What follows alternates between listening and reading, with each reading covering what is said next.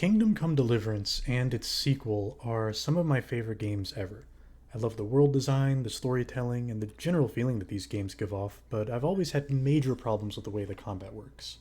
First, I wanted to make this video about poor weapon balance in KCD2, with swords being the clear best choice and all other weapons being in kind of hard mode.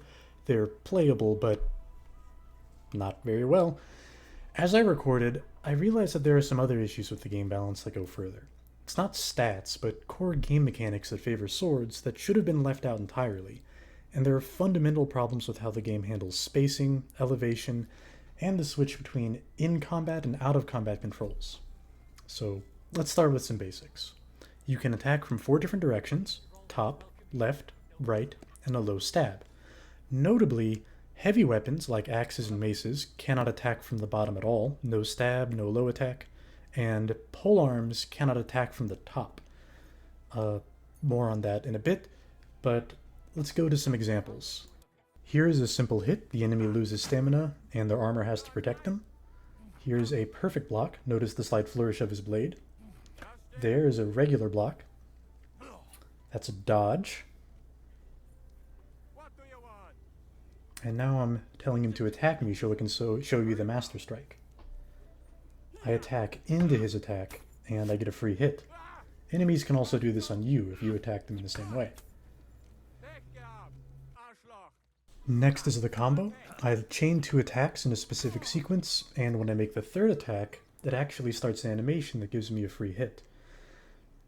Note that if he perfect blocks or dodges at any point, that breaks the chain, and I can't get the combo, and my follow-up attacks will be slower. Same applies to him. If he's attacking me, enemies can also do combos.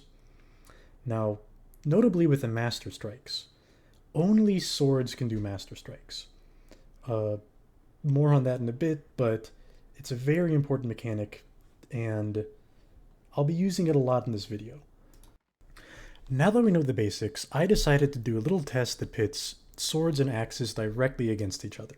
I went to a Potovitz to fight the bandits over and over again and keep track of all the different attacks that I'm making and how the enemies react to them. So here are the weapon stats that I'm going to be using. These are both pretty typical weapon stats for early to mid game. I made both of them so they're both at the same highest quality, and they also have split damages. This is something that's a little bit different than it was in Kingdom Come Deliverance 1. So the sword has a certain amount of blunt damage, so does the axe, along with its slashing damage. I don't know how these are applied. I don't know if the armor protects as a sort of weighted average against the 2 attacks, or if, swinging the axe is basically the same as swinging a shitty sword and a miserable mace at somebody. That definitely seems more like the case because of how poorly the axe does in combat, even when you are landing hits. So we'll take a look at that in a second. Next are Henry's stats. I played a lot of side content, so his stats are pretty high. Hopefully I'll do well in combat, at least until I get surrounded, because I'm headed to a Potovitz. But first, the methodology. I decided to keep track of each of the strikes that I made and how the enemies reacted to all of them. I put those in 3 different categories, with the first one essentially being chain-breaking reactions. So perfect blocks, dodges, and the occasional Master Strike, anything that keeps me from continuing a chain of attacks or getting a combo. Second category is regular blocks. So in these cases, I do little to no damage to the enemy, but their stamina goes down a lot, and I can continue to a next attack or a combo, where hopefully I'll be getting a lot more damage. And finally, hits. Just attacks that the enemy failed to react to at all. I'll also be keeping track of the number of kills I get, the number of deaths, and the number of combos or Master Strikes that I managed to land. I keep these combos and Master Strikes in the same category because they work very similar within the game.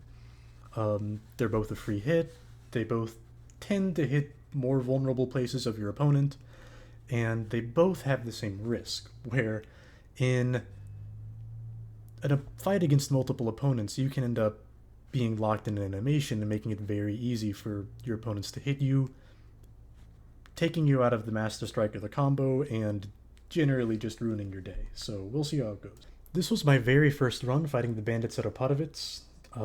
It went pretty well at first. You can see that it's not that difficult to chain multiple hits on this guy. He perfect blocks the first two, but let's see. Yeah, after that, I start just getting hit after hit. I land a combo.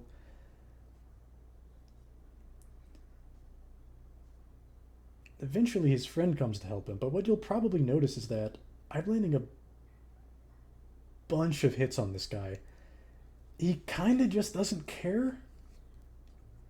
This is one of the things that confused me about this was that the axe on paper has a higher damage stat when you combine them both together.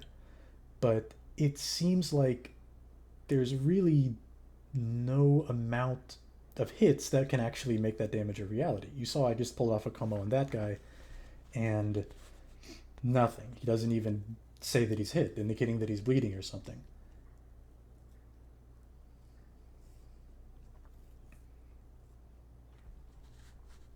The total amount of time that I spent doing this was probably about 20 minutes for the axe, maybe 25 minutes for the sword. I got bored when I started using the sword. I was messing around a bunch with the hand cannon by the end, and I did not count any of those kills, but I'll quickly show you the results now that this fight's starting to fall apart. So here are the final results for the axe. I made 202 strikes, 95 ended up getting chain broken in some way, 28 got regular blocked, and 79 just hit their target. These numbers are actually way better than I expected them to be. I would have guessed that at least 80% of my strikes were getting perfect block by the end of this, but that's clearly not the case. However, the rest of the stats aren't very good. Only 14 combos being executed this entire time is pretty miserable. Along with 7 kills and 10 deaths, that means that these bandits were totally kicking my shit in this whole time. Now, if we look on the right, there's some more interesting data. 28% chance of finishing a combo, assuming that everything else goes perfectly, I don't whiff, an enemy doesn't interrupt me, etc. That's not terrible, but as you can see, this was incredibly difficult to do in actual combat. And the 3-hit chance is simply the chance of getting 3 attacks that hit in a row. If you can't pull off a combo, or in this case a master strike is just totally impossible, your best bet to defeat an enemy is to wear down their stamina and then hit them. So that's the reason getting just 1 attack on an enemy wasn't very impactful. They were being fully protected by their armor because they were at full stamina. So a 6% chance of landing 3 hits in a row, that's basically the same chance of getting a 4-hit combo. I think I execute exactly one of those. I'll try to put it at the end here, but yeah. The problem here wasn't that I couldn't hit my enemy at all. It was that when I did, they had so much stamina that it just didn't matter. And I spent time fighting one guy, not being able to wear him down, and then his friends join, and I die. Over and over again. That's how it went with the axe. So here I switched to my sword, and I think you'll see how much of a difference it makes. I spent a long time running right down this road and getting killed.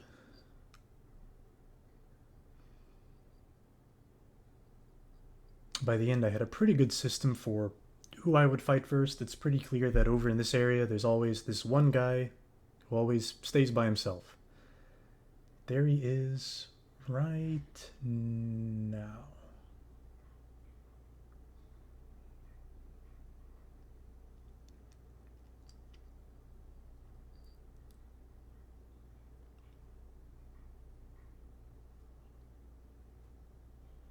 Immediately I was able to land a combo.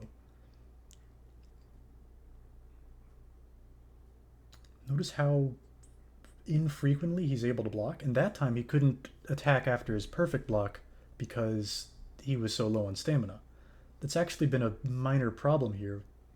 It's difficult to tell when an enemy perfect blocks if they don't strike afterwards.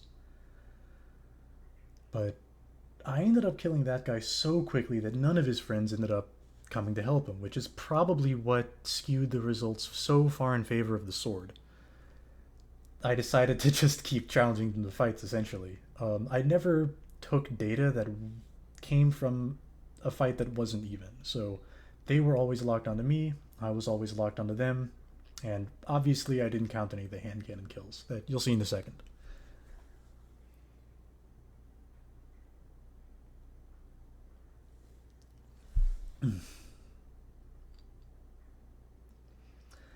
And the enemies in this game are about as blind as Skyrim enemies. Once you get 100 stealth, stealth is definitely an overpowered way of doing it. But that's the first Master Strike.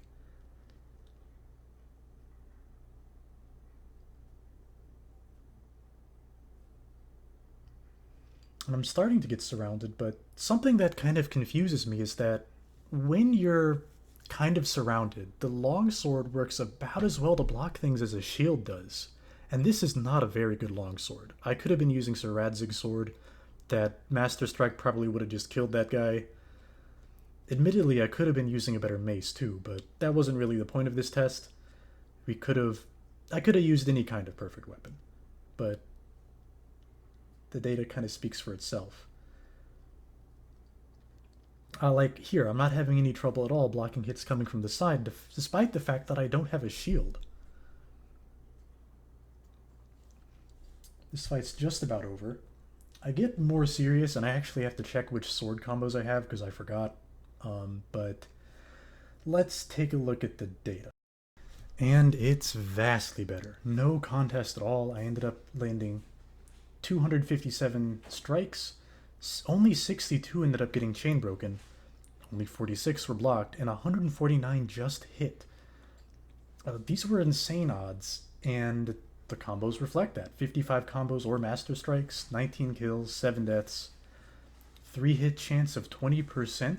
So the chances of landing 3 actual hits was about as good as the chance of getting a combo with the axe. And the combo chance was 57%. So most likely I would hit them a bunch, drain their stamina very quickly, and also land a combo or a master strike. And I mean, it was ridiculous. At the end of my recording for the sword, I decided that I would just go and clear out the rest of the camp one by one like this. And I just took all their stuff and left. Simple as. So, what do we make of this? Swords are just kind of overpowered. That's really all there is to it. The Master Strike is extremely important. It's basically a 0-hit combo. It takes almost no effort to set up. But you can see that I'm also getting way more regular combos, about twice as many. I'm also landing more regular hits. It's probably because the attack speed is faster. That makes it easier for me to hit while they're swinging. It makes it easier for me to do a bunch of attacks in quick succession. It makes better use of Mutt because he only holds them for a certain amount of time. Because I'm landing so many attacks, their stamina's draining, and my weapon's actually doing lots of damage. Instead of getting one hit every once in a while, I'm hitting them where it really counts. And on top of that, I don't know. I mean, there are more combos, you have more directions to attack from, so you've always got more options. The sword seems to block just as well as the shield, other than maybe just a couple of hits in this video where I got lucky. There's really nothing to it, and it works better when you're surrounded by enemies as well. Once you get surrounded, you can just master strike them one at a time, and if you're doing a good job of keeping your spacing, they can't really keep up with you, and you just slowly win. I don't do that at first here, I do it later, and the result is kind of puzzling to me. Like, they could have given master strikes to all the different weapons. There are shield combos with sword and shield or axe and shield, whatever, where you deflect an enemy's weapon and then strike them. Why can't that be a master strike? It seems like that would just be better for game balance and be more fun because you'd have more options. Same with the missing attack directions. Why can't you do a low attack with an axe? Some of the combos are just low attacks with an axe. Same with the polearm. I mean, some of the combos are just high attacks. And if you look at any fighting treatise at the time, people are swinging their polearms above their heads. Why can't we do that? I'm just baffled at why these design decisions were in the game. I guess it was to try to make the weapons more varied, but there's just something missing. I mean, the best polearm in the game does less slashing and less bludgeoning than the axe that I was using. And it's slower, and you don't get to hold the shield. So what's it for? It's just bad. It doesn't make any sense at all. And I mean, the best axe in the game does a little bit more damage than Sir Radzig's sword, but as we just went over, that damage might just be getting eaten twice as much because of how it applies to armor. It is probably the case that armor just protects way too much against axes. I guess I could have been using that ram's head hammer that I have. I'm pretty sure that's the best hammer in the game, but I could have also been using the best sword in the game, and then I would have been one-shotting all of these people. Not joking, one Master Strike, and they're dead. I don't know. I think I'm going to make a second video going over some of the finer points here. There's a lot of stuff that I didn't cover, and I'll also make some suggestions, but the main one I think is that there just needs to be an armor divisor or an armor multiplier. Something that makes swords less effective against plate armor. You see him fighting this guy, I go and I Master Strike somebody with him. Maybe it's this fight, maybe it's a different one. But I end up just damaging him directly through his helmet with a common longsword? That shouldn't happen. That's ridiculous. It doesn't matter if he's low on stamina. He should barely be getting hurt by me tapping him on the side of the head with a shitty sword. So, we'll see you in the next video. Peace. Christ! I'm hit!